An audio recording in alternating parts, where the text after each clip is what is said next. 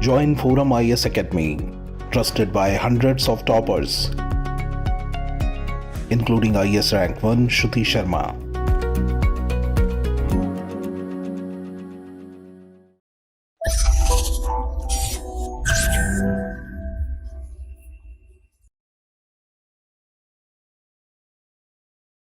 Hi, my name is Krishnan. I'll be doing the Hindi news analysis for the day. These are the 5 articles that are to be discussed, and towards the end we'll see previous year questions. So the first article is about International North-South Transport Corridor. This is very important both from the prelims and mains perspective.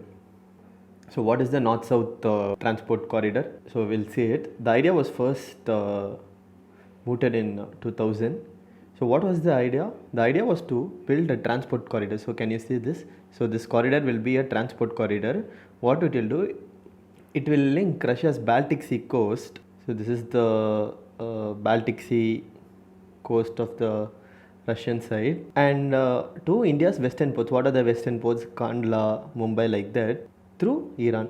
So passing like this. So this was the idea. This was the idea behind North-South Transport Corridor. So in 2002 itself, Russia, India and Iran signed this agreement. So this is 7,200 km long transport corridor. And 3 years later, Azerbaijan, eventually it has to sign, right? Because the corridor has to go through Azerbaijan only. And finally 13 countries joined. So what are the countries? India, Russia, Iran, Azerbaijan, Belarus, Bulgaria, Armenia, Kazakhstan, Kyrgyzstan, Oman, Tajikistan, Turkey and Ukraine. So these are the 13 countries that are part of the North-South Transport Corridor. So obviously there will be problems, right? Because this is a geopolitically sensitive area. So let us see what are the problems. See, initially key powers, that is Russia, Iran and all showed, India and all showed very interest. But eventually little progress has been made. I mean, to be honest, no progress has been made. Why? Because we all know there are Western sanctions on Iran. Why there are sanctions on Iran? Nuclear program. And even private corporations are not willing to make any investments. Like there are a lot of infrastructure companies, right? Construction companies, international companies. Why they are not willing to work here? Because they are scared of getting sanctions from US.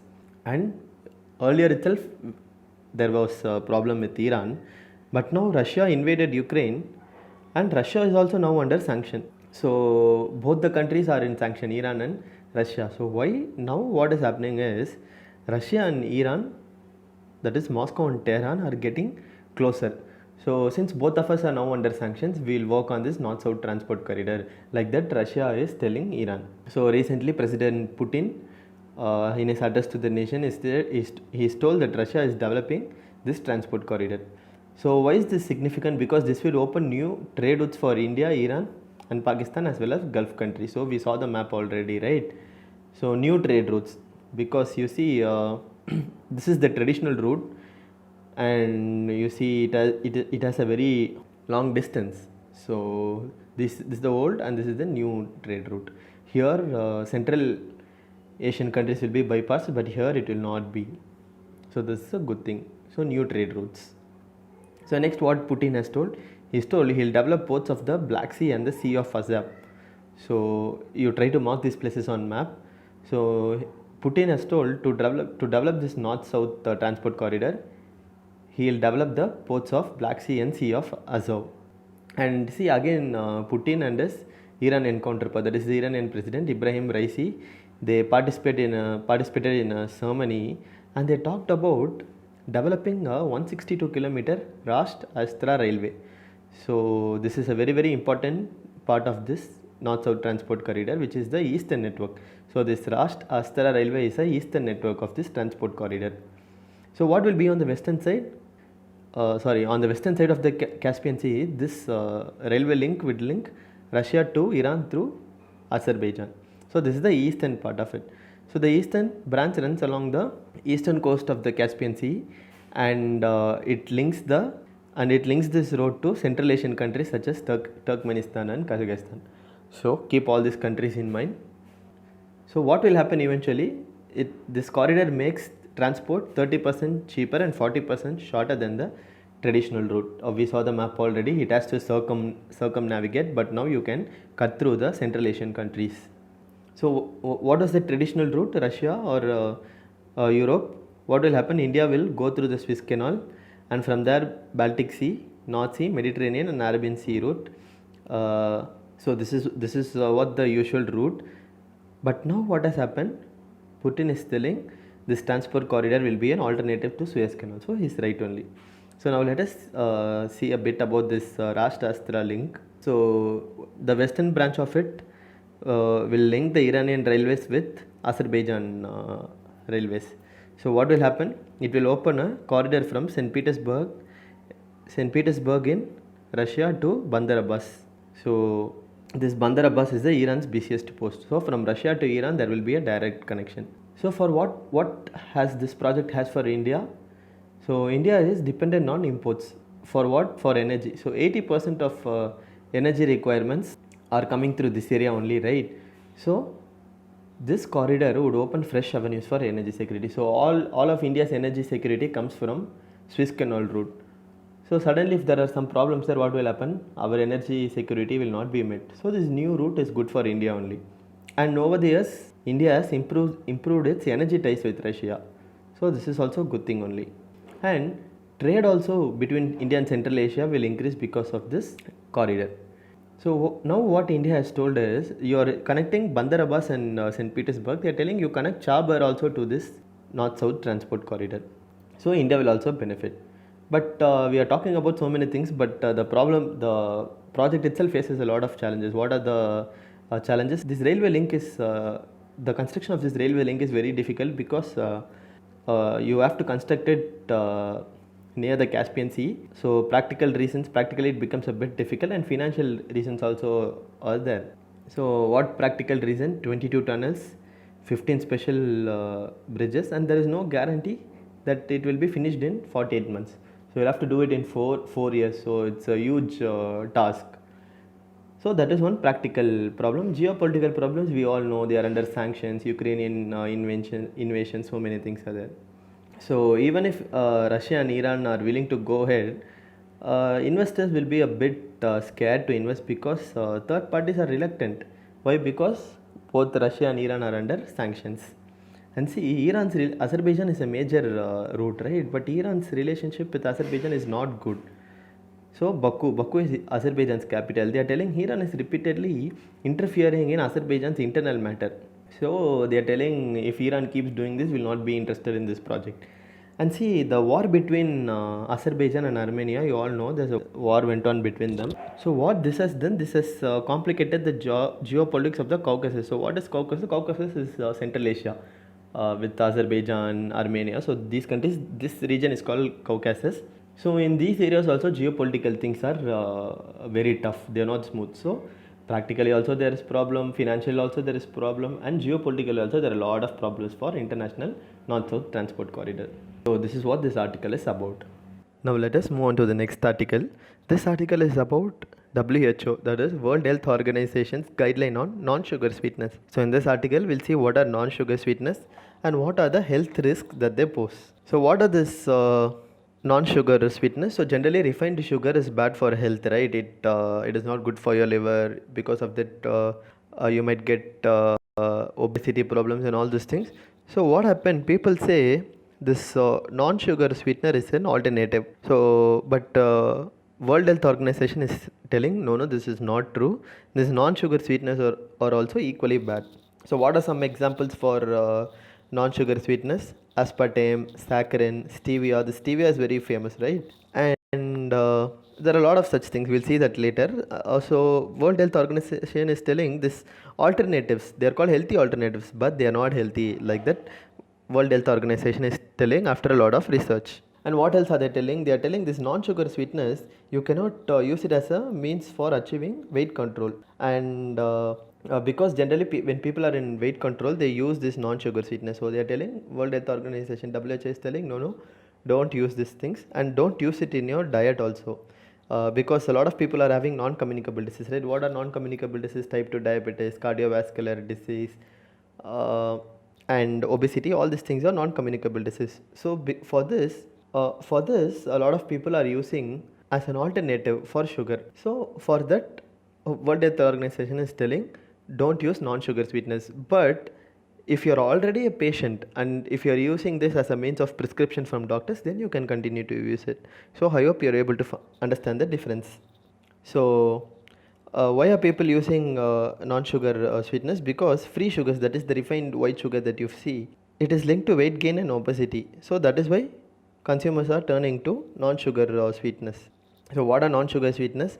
They are marketed as low or no calorie alternatives. So free sugars are high in calorie, but non-sugar sweeteners are marketed as no calorie, and they are marketed as they will help you in weight loss. It will help controlling blood glucose, which will in turn help with diabetes. So like this, it is told and they are marketed, but this is not actually true. This is what World Health Organization has found. So what are the different types of non-sugar sweeteners? So let us see them one by one. So you will have to remember them because they might ask in prelims as to, they might name all these things and ask what are these. So sulfame, aspartame, advantame, cyclamates, neotame, saccharin, sucralose, stevia and stevia derivatives. So all these things are non-sugar sweeteners. So this aspartame is quite famous because this is what is used in diet cola, and the company will tell in this we have no sugar and no calories. So this is one way to market fraudulent things. And the saccharin is used to sweeten tea or coffee. So what WHO did is it analyzed 238 samples of adults and children. So what they did, they compared people who have NSS consumption and no or low NSS consumption. So what WHO found is people with higher intake of non-sugar sweeteners were associated with 76% increase in obesity and 0.14 kg per meter square increase in BMI. So that is very shocking, right? Because we take NSS thinking all these things will come down, but NSS is only increasing everything. So finally what they found, no long-term benefit of using non-sugar sweeteners. So this NSS did not reduce body fat. It reduced body fat neither in adults nor in children. So this whole non-sugar sweetness, this entire thing is a scam only. And worse, what they found, long-term use of non-sugar sweetness could lead to type 2 diabetes. What is type 2 diabetes? We have discussed this already. Type 2 diabetes, you get that because of lifestyle choices, and type 1 diabetes is due to genetical factors. So if you keep using this non-sugar sweetness for a long term, what will happen? Type 2 diabetes will come, cardiovascular disease will come, kidney disease will come, and even cancer also might come. So this is what WHO had found, and they are telling this guideline does not apply for people who are already using it as a part of their medical prescription. So this is one angle to it.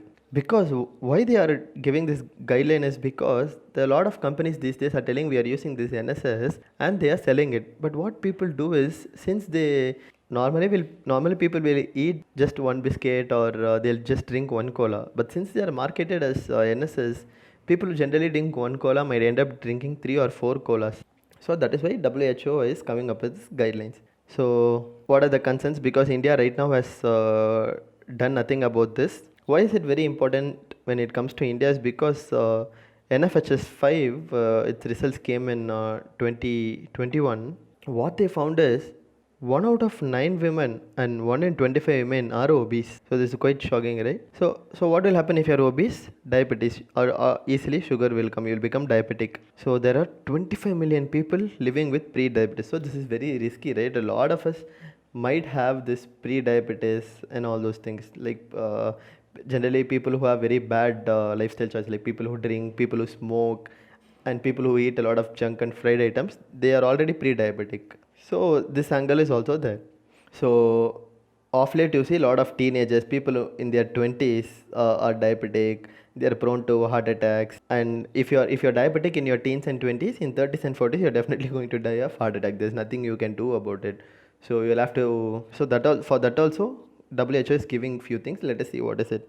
So what this artificial sweetener will do, it will have an effect on your gut, that is inside your intestine, and also your bones, and this will cause bloating. So this is one issue. So what is the WHO's advice? So they're telling just you have to replace free sugar only, because I mean, even if you keep using free sugar, what will happen if you're using NSS? But even if you stop using free sugar, it means nothing, because there are free sugars in other processed foods that you consume.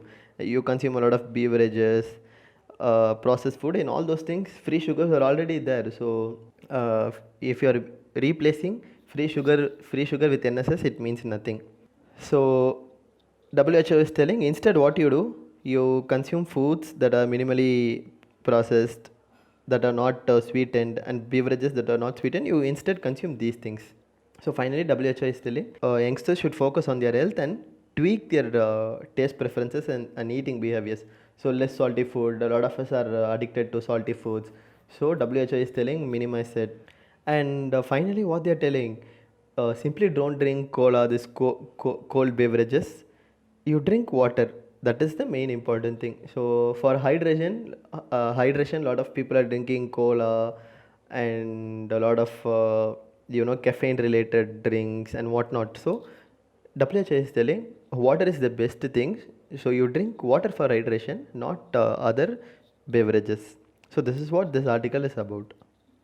Now let us move on to the next topic. This topic is about polio and what are the challenges that we have in meeting the eradication targets. So let us see this article. So in 1988, World Health Assembly established the Global Polio Eradication Initiative. So already there are three types of polio virus, that is the subtype 1, subtype 2 and subtype 3. Subtype 2 and subtype 3 have been successfully eradicated worldwide. So what has happened? Close to 99.9% cases have been done away with, and they have even had a very sharp fall. But this type 1 virus has not been eradicated yet. So where do you find them? You find them only in Afghanistan and Pakistan. So here this subtype 1 polio, it is going on uninterrupted. So what are the cases? In Afghanistan and Pakistan, 2 cases were reported and 20 cases were reported in Pakistan. So in 2021 it was just 5 cases, but last year it went to 22. So where did all these 20 cases come from? All these 20 cases were reported in an area called Khyber Pakhtunkhwa. So you know this area, right? This is a security compromised area, which means there are a lot of tribal militants, non-state actors acting there. So it is very difficult for health professionals to go there. So this area, only in this area there are all the 20 cases. Next in 2023, as of now, already one case of wild polio virus type 1 has already been reported. In Afghanistan, it is kind of okay because the last case was on August 29 last year. So why is this cause of concern? Because recently in a report by Morbidity and Mortality Weekly report, what they are telling is 859 cases of circulating vaccine-derived polio viruses. So what is vaccine-derived polio viruses? In lot of vaccines, you have live viruses, right? Once you give them, because of the live virus that is present inside the vaccine, you will get polio. So this is a very rare case, but it is very surprising that 859 cases have been reported so far because of this vaccine-derived virus. So this is a 23% increase from the previous data. But what is very, very concerning is this circulating vaccine-derived polio viruses. It was long thought that all these vaccine-derived polio viruses have been eradicated from Canada, Israel, UK and US, but they are circulating again. So this is a cause of concern because this co-circulation of multiple polio viruses are occurring in multiple countries globally. So one reason could be vaccine hesitancy, because in developed countries a lot of people do not give vaccine shots to their children. So that could be a cause. But see, it is happening in African countries like Congo, West Asian countries like Israel, Malawi, Mozambique, Republic of Congo and Yemen. So globally this is happening. So this is a cause of concern. So finally what they are telling, because all these things are going on, what is the target? 2022 to 2026 globally polio should have been eradicated, but because of whatever is going on, this increase in cases, so the target will not be met. So this is what the WHO report has told. So let us move on to the next article. The next article is about WHO coming up with a global network. So what is this? Let us analyze. So what will this global network do? It will swiftly detect the threat from infectious disease. Let's say there is some unknown virus. Quickly this global WHO global network will analyze what type of virus it is, who it will attack, like that they'll quickly analyze. And what they'll do, they'll share the information so that other countries will also be able to stop the spread of the virus. So what is this program called? It is called the International Pathogen Surveillance Network. So using this, countries and regions will be connected. So this will improve how samples are collected and how samples are analyzed. So once the disease sample is given to these people, they'll swiftly identify and they'll track where it came from and what are the information needed. Everything they will share, and using this they'll prevent catastrophes like COVID. So, but how are they mainly operating? They are operating mainly based on pathogen genomics. That is, they'll study the genes. That is the DNA, RNA of the virus, bacteria. They'll study it. So it is based on pathogen genomics only. So once the data is gathered, what they'll do, they'll feed it into a broader disease surveillance system. So once it is fed into the surveillance system, they will identify and track where it came from. And once information about the pathogen is arrived through research, then what they'll do, they'll develop treatments, vaccines, and all those things. So what will this, how will this IPSN work? It will have a secretariat within the WHO's Hub for Pandemic and Epidemic Intelligence.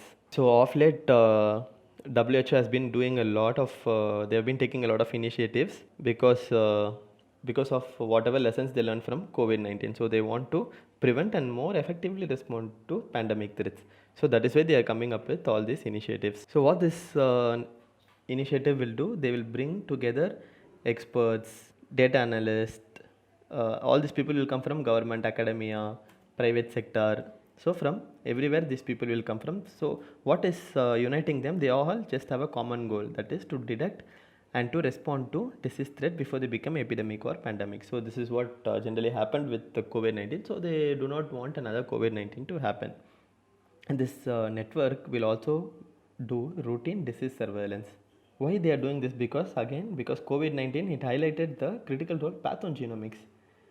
So because of pathogen genomic only, we were able to find what COVID-19 is made of, so on and so forth.